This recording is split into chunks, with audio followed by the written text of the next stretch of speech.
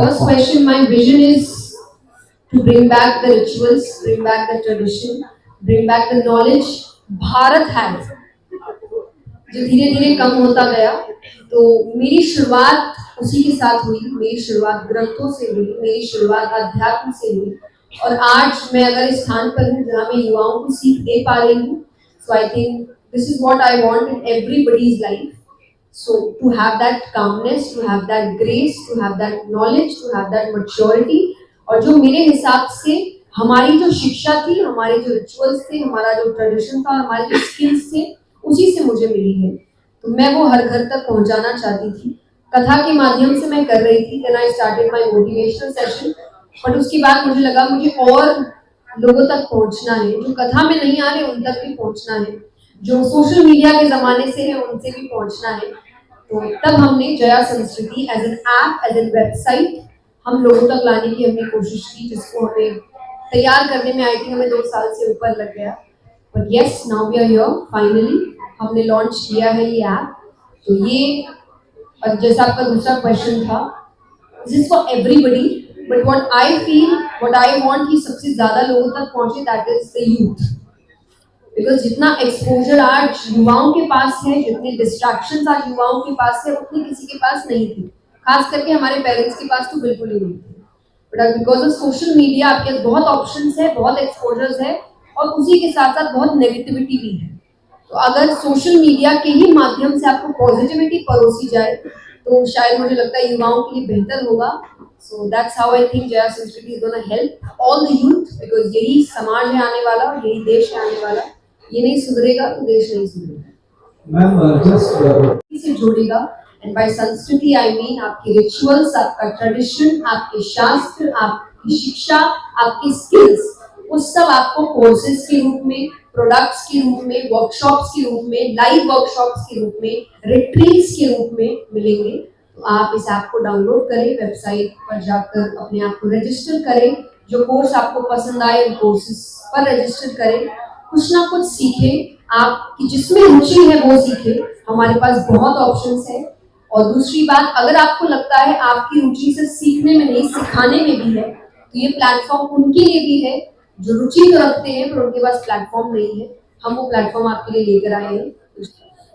My personal journey, because I am here because of Sanskriti, I am here because of scripture, I am here because of my traditions. Otherwise ना तो मुझे कोई सुनने आ रहा होता, ना ही आज आप ये क्वेश्चन मुझसे पूछ रहे होते। तो मेरी तो जिंदगी संस्कृति पर टिकी है, अध्यात्म पर टिकी है। पर जो मुझे लगता है प्रॉफिट मुझे उससे मिला है, not in terms of money और मटेरियलिस्टिक प्रॉफिट, वो तो मुझे मिला ही है, पर उसके अलावा मुझे लगता है व्यावहारिक प्रॉफिट जो मुझे मिला है, शांति के रूप में प्रॉफिट जो मुझे मिला है, जो आज का युवा खोज रहा है। लेकिन वो ये चाहता है कि वो एक बैलेंस बना के चले, वो अपनी लाइफ को एंजॉय भी करे पर उसको पीस भी चाहिए। That is what spirituality is. अगर आप स्पिरिचुअलिटी का बैलेंस बना के चलेंगे, you will get everything, because the biggest spiritual lesson is Shrimad Bhagavad Gita given to someone जो आगे जाके राजा बने। राजा तो पैसे से दूर नहीं भागता, राजा तो ऐश्वर्य से दूर नहीं भागता। तो आपको राजा बनना है, आपको रानी बनना है, लेकिन अध्यात्म के साथ। Religion, I don't know, I can say dharma, because what I feel, dharma is religion, different things.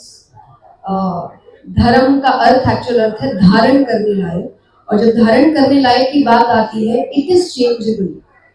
That's what Sanatan Dharma says. Change is the only constant. That's what Gita says, and that's what our avatars say. 24 अवतार, 24 अवतार लिए इसीलिए गए क्योंकि time के अनुसार अवतारों को बदलना पड़ता है। टाइम के अनुसार भगवान की सीख बदलती है, और इसीलिए 24 अलग अवतार लिए गए थे, क्योंकि अगर टाइम नहीं बदलता, सीख नहीं बदलती, एक ही अवतार में सब बता देते।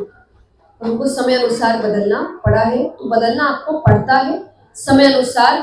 अच्छाई को कैसे आप, फॉर एग्जाम्पल हम संस्कृति आपको कह सकते थे कि आपको किसी प्लेस पर आना पड़ेगा, नहीं आए तो आप नहीं सीख सकते। नहीं, चलिए आप नहीं आ सकते, हम आपके पास आते। This is what I feel changes. I am not rigid, I just want संस्कृति आप तक पहुंचे।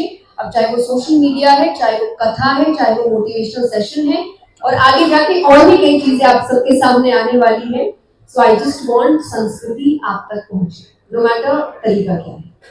द एज ऑफ कलयुग इज 4,32,000, 4,32,000, बट आई थिंक अभी 5,100 या 200 वर्ष कुछ हुए हैं शास्त्रों के अनुसार, क्योंकि ये तो हम कब से सुन रहे हैं, 2012 में ही दुनिया खत्म होने वाली थी, 2025 सब शुरू हो चुका है।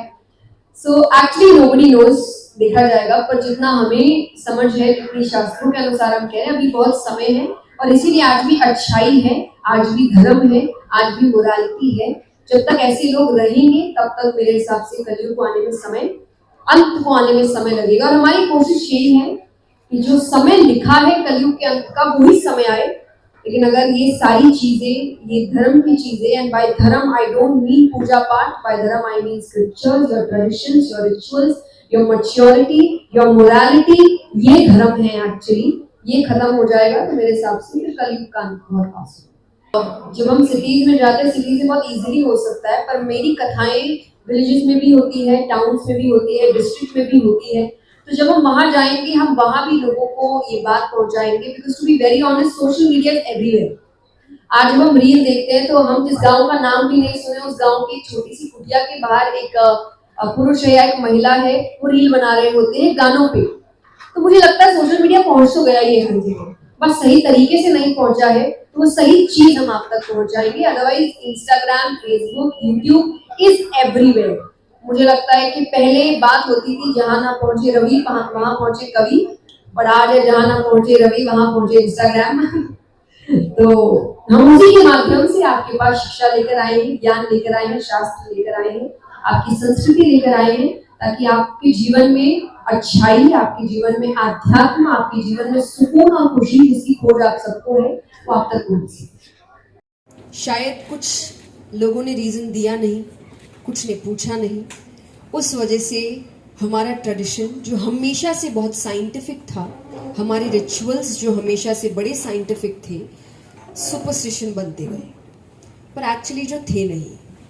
क्योंकि शिक्षा जब पूरी दुनिया में शुरू नहीं हुई थी, तब भारत में 7.5 लाख गुरुकुल थे।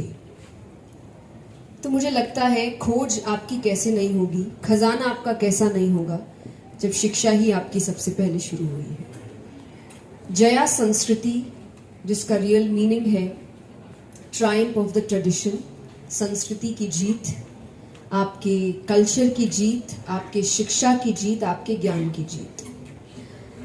पर इसको हम फिजिकल फॉर्म में भी लाने की कोशिश कर सकते थे, पर आज के समय को देखते हुए हमें समझ आता है कि जब बच्चे अधिकतर चीज़ें अपने फ़ोन पर चाहते हैं, चाहे वो इंस्टाग्राम है, चाहे वो यूट्यूब है, चाहे वो किसी भी तरीके का प्लेटफॉर्म है, उनको हर चीज़ विद इन सेकेंड्स चाहिए, हर चीज़ अपने हाथों में चाहिए। तो हमने सोचा कि क्यों ना गुरुकुल को एक मॉडर्न फॉर्म देते हुए, एक इन्फ्लुएंशियल फॉर्म देते हुए, एक एंटरटेनिंग फॉर्म देते हुए, लेकिन साथ ही साथ एक नॉलेजेबल फॉर्म देते हुए ऐप के माध्यम से, वेबसाइट के माध्यम से लेकर आते हैं।